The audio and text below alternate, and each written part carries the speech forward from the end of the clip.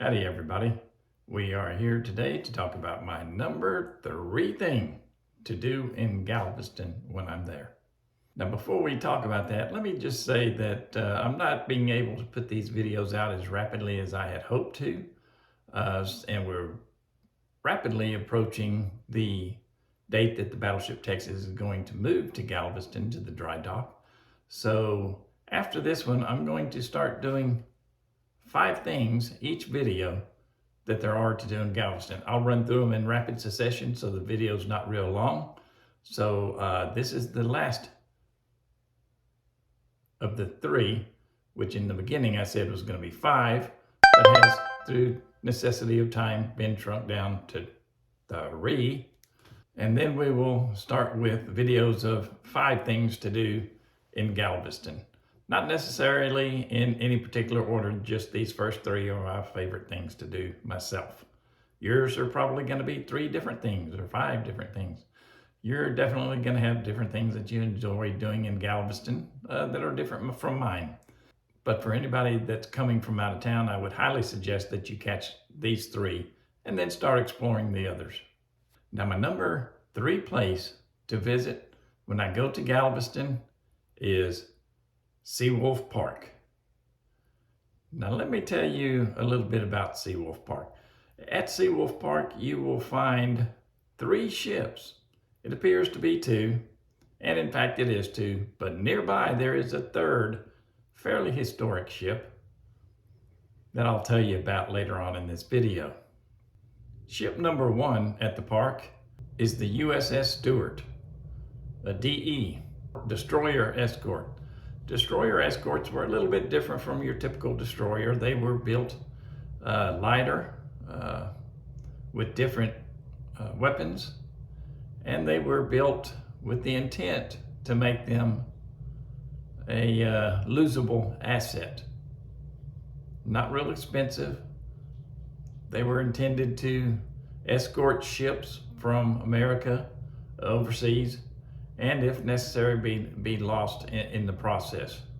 Their main goal obviously was to protect the supply ships from German submarines. So the number 2 ship at the park is the submarine USS Cavallo. Now this one is the one that brings me to the park. The USS Cavallo, as you may and may not know, is a very historic ship, and let me tell you why. The USS Cavallo, on her maiden voyage, as a matter of fact, 20 days into her maiden voyage, ran across an aircraft carrier and a few of her supply ships, Japanese. It was the Shokaku. Now, the Cavallo was under orders not to engage, but to report. So can you imagine being a submarine on your maiden voyage, loaded to the hilt with weapons, a perfect target, a huge target, a very valuable target, the Shokaku aircraft carrier, Japanese, right in front of you. Can you imagine the restraint it must have taken to not fire upon the ship, but to submerge, wait for the ships to leave the area, resurface, and report their whereabouts? That's what the captain chose to do because that's what his orders were. That's what he was told to do. So later on, the USS Cavallo ran across this same fleet of ships again. Same aircraft carrier, the Shokaku. Now the Shokaku, as you may and may not know, was one of the 5 aircraft carriers that took place on the raid at Pearl Harbor. So you can imagine how prized of a target any of those aircraft carriers would have been. So when the Cavallo ran across the fleet of ships again, the captain decided this time he had done his duty. He had reported earlier. He's found the ship again. He's found the Shokaku again. This time he's going to fire on it. Now the Cavallo at that time had 6 forward and 4 aft torpedo tubes.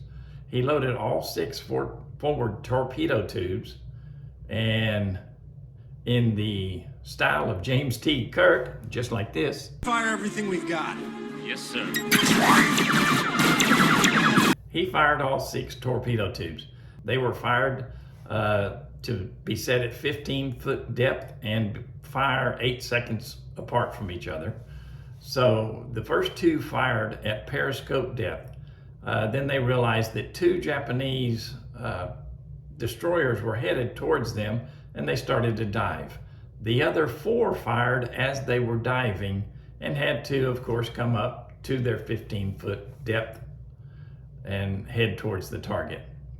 Now, as they were diving, they heard 3 explosions. The assumption was they hit the Shokaku 3 out of 6 times, 50% hit rate. However, they were shortly engaged by the 2 destroyers, dropping a total of, I believe, and I'm working from memory here, so I may be a little bit off, I believe it was a total of 117 depth charges. Now, the Japanese destroyers had just seen one of their major aircraft carriers get hit 3 times with torpedoes. So you know those guys were up there desperately. They probably unloaded everything they had, desperately trying to get the submarine that hit their aircraft carrier. Now 54, I believe it was, 54 of the depth charges came within distance to do damage to her, if not almost sink her. Now you can look at the USS Kavala even still today, and you can see damage on the hull from those depth charges. There are actually a few repairs where sheet metal had to be welded onto the outside of the ship from those depth charges. They did do considerable damage to the Kavala, but they didn't sink her. So the Japanese destroyers left, not knowing whether they sunk the submarine or not, but probably expending all of their ordnance trying to. And as it turned out, when the Kavala resurfaced, no Japanese ships around, so they don't know if they sunk the Shokaku or not. It was later confirmed that they did sink the Shokaku. Now, this makes the USS Kavala the only submarine, and I believe the only ship, to sink single-handedly an aircraft carrier that was involved in the attack on Pearl Harbor. Now, this is what makes the Kavala such a historic ship. The fact that it and its crew on its maiden voyage, 20 days into its maiden voyage, sank a major Japanese aircraft carrier single-handedly and almost paid the price for it. Now, I have a video that I've gone out and done on the Kavala. I'll link to that at the end of this video. And the history guy has an excellent video on the Kavala. I'll link to that at the end of this video as well. Now, since this event, the Kavala went some refits, and 2 of the torpedo tubes in the forward room were removed. So now she currently sits with 4 forward, 4 aft. If you decide to go see these ships, the Kavala inside is an absolutely amazing machine. No surface other than the bunks. Doesn't have some kind of control switch, light, knob, valve, something. It's an absolutely amazing machine. The men that served on any of those submarines, whether they be American, Japanese, or German, had to be extremely brave men, because it's very tight quarters, unbelievable amount of controls inside there. But the one thing I want to draw your attention to is the trigger that fires the torpedoes in the forward torpedo room. That is the trigger that sank the Shokaku. It has not been replaced. It is the trigger that sank the Shokaku. You can reach it. You can reach up there and grab it. Unfortunately, it does not trigger anymore. It's locked in place, but you can still touch it. You can still pull it. The one in the aft torpedo room still has its spring action to it. You can pull that one. However, that's not the historic one. The historic one is in the forward torpedo room.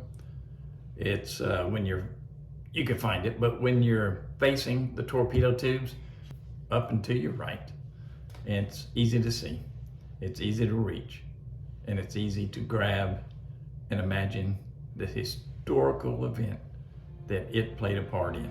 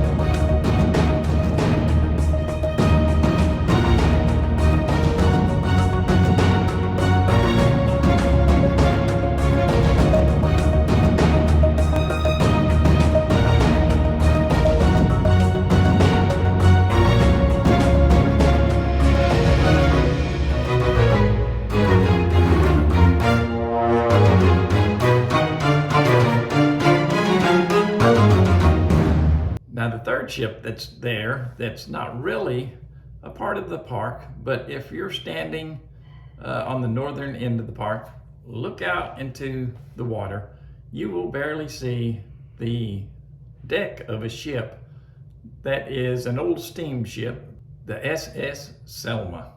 Now this is an old concrete hull ship. Don't know when she was built, but down in southern Texas, she ran into a jetty, doing some major damage to her hull. She was returned to Galveston to repair the hull, but because of the concrete construction and the rebar and everything that went through the concrete, it was decided that repair was just impossible. So they drug her to this place out of the way and sank her there in Galveston. You can still see her, and there's videos on YouTube about her.